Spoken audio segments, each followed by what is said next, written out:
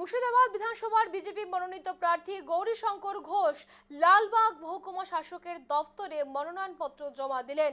মনোনয়নপত্র জমা দেওয়ার প্রাক্কালে লালবাগ নাকুরতলা ময়দানের সামনে থেকে প্রায় ১,৫০০ মানুষের উপস্থিতি ছিল চোখে পড়ার মতো।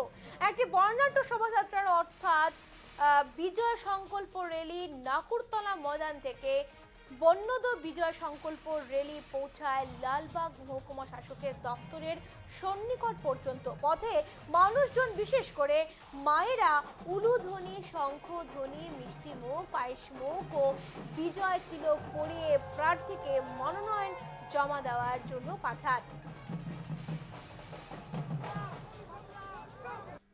দেখুন, আমাদের কার্যকর্তারা যারা সারা বছর সংগঠন নিয়ে কাজ করে মানুষের পাশে থাকে, তারা আজকে স্বতঃস্ফূর্তভাবে এখানে সমবেত হয়েছে। আজকে ভারতীয় জনতা পার্টি 64 মুর্শিদাবাদ বিধানসভা কেন্দ্রের বিজেপি মনোনীত প্রার্থীর মনোনয়ন জমা দেওয়ার ডেট। আপনারা দেখতে পাচ্ছেন বিভিন্ন গ্রাম থেকে, শহর থেকে কার্যকর্তারা এসে ভিড় জমিয়েছে। আমরা এখান থেকে 11:30 নাগাদ আমরা আমাদের যাত্রা শুরু করব। এই যে বিজয় সংকল্প যাত্রা, যে যাত্রার মধ্যে দিয়ে বাংলায় তৃণমূলকে বিসর্জন এবং বাংলায় বিজেপির সরকার গড়ার যাত্রা শুরু হচ্ছে।